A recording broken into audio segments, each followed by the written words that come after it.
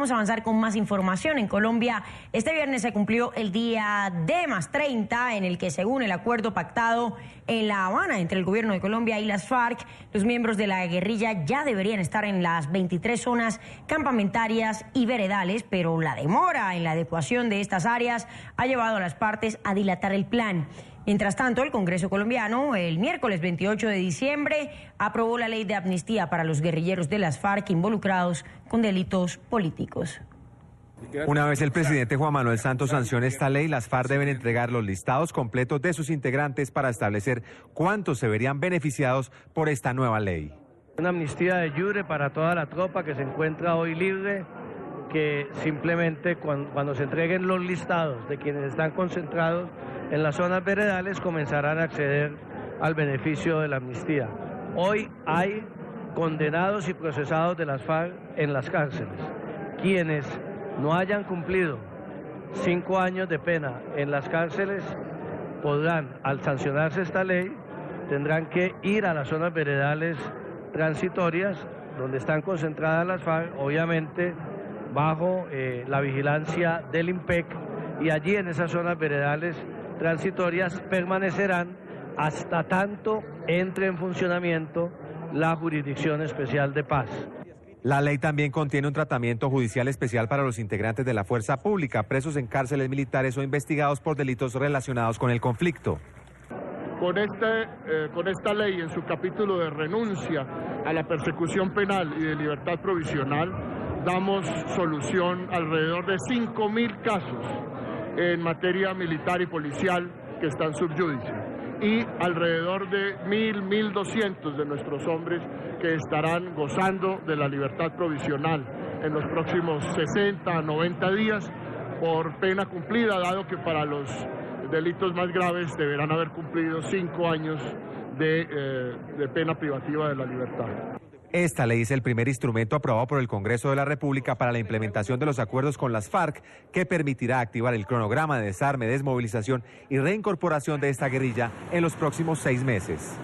Para hablar sobre este tema, saludamos a John Mario González, analista político y columnista colombiano. Una muy buena tarde, gracias por acompañarnos. Muy buenas tardes, Laura, eres muy amable. Usted, gracias por atender esta entrevista. El 30 de noviembre, el presidente Juan Manuel Santos indicó que este era el día D, según los acuerdos de paz en La Habana. Ayer era el día D+30, en el que los guerrilleros estarían en las zonas campamentarias y veredales. Pero estas zonas hasta ahora se están adecuando. En ese sentido, ¿cómo se están dando las cosas? ¿Se puede confiar en los tiempos que se plantearon en el acuerdo que fue aprobado en el Congreso? Mira, Laura, yo creo que definitivamente sí, porque, digamos, lo que ha habido hasta ahora son problemas, digamos, procedimentales, ¿sí? Pero tanto la guerrilla como el gobierno han tenido la calma, la paciencia para ajustarlo. Yo creo que el problema de fondo son otros, son los contenidos mismos. Si el gobierno Santos va a lograr implementar el 80 al 70% de los acuerdos suscritos el pasado 24 de noviembre en el Teatro Colón, en fin.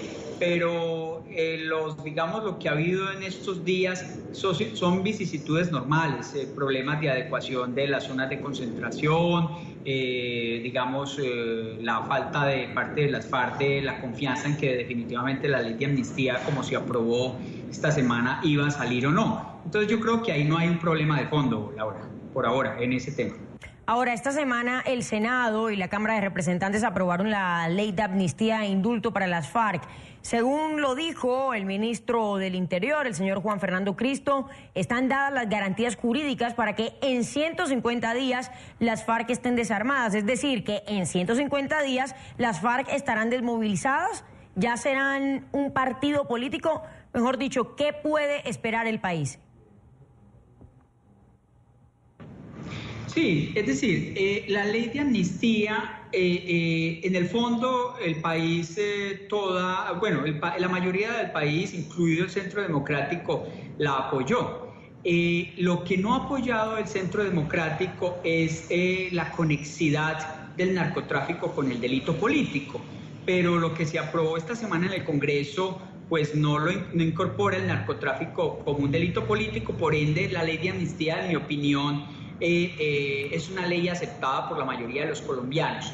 Ahora bien, la ley de amnistía incorpora un elemento y es el tratamiento preferencial para los agentes del Estado, o digamos la renuncia a la persecución penal para agentes del Estado, lo cual resuelve un problema, digamos, para las fuerzas militares y de policía que se han visto inmiscuidas en acciones delictivas propias del conflicto armado. Entonces, digamos que el de fondo es eso, ya que se demoren 30 días, 60 días más, esos son temas, insisto, procedimentales. Ahora bien, para que las FARC se constituyan en partido o movimiento político, habrá que adoptar otra ley o una reforma constitucional que así lo permita. El gobierno estará preparando la artillería, digamos, de propuestas de reforma constitucional y de ley para, digamos, implementar el componente fundamental del acuerdo con las FARC.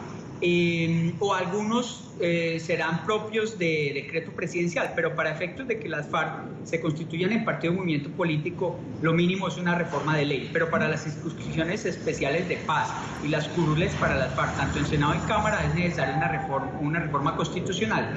Las mismas que por vía del mecanismo de vía rápida o fast track le permiten al gobierno sacar esas normas, yo diría que más o menos hacia abril, incluso marzo del próximo año.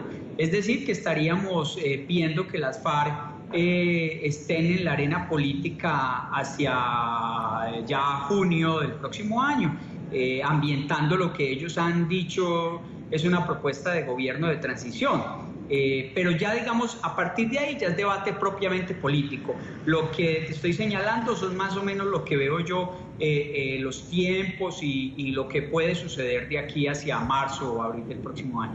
Ya, el largo proceso de paz concretado en este año que ya termina, en este 2016, parece tener todo a su favor para poder consolidarse en el 2017. Pero, ¿qué problemas podrían presentarse? ¿Qué problemas son los que usted ve? Mira, hay problemas de fondo, es porque este proceso de paz tuvo que, digamos, tomar, el gobierno Santos tomó una decisión y es no cárcel, digamos, intramural para quienes estén incursos en delitos atroces. El proceso electoral del próximo año y del 2018 puede revertir esa decisión y el próximo gobierno ser contrario a esa decisión de que no paguen cárcel quienes han cometido delitos atroces y por ende intentar el próximo gobierno reversar ese acuerdo en particular. Otros temas que pueden, digamos, sufrir, traspiés en el camino es todo el punto 1 de desarrollo agrario o de, digamos, tema agrario del Acuerdo de La Habana.